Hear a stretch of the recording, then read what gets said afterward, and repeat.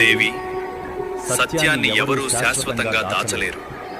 అబద్ధం ఎంత బలంగా కనిపించినా ఒకరోజు సత్యం ముందు తలవంచాల్సిందే. స్వామి, గతంలో జరిగిన తప్పులు మనిషి మార్చుకోలేడా? లేదు దేవి, జరిగినది మార్చలేం, కానీ ఆ తప్పు నుంచి నేర్చుకుని భవిష్యత్తును మార్చుకోవచ్చు.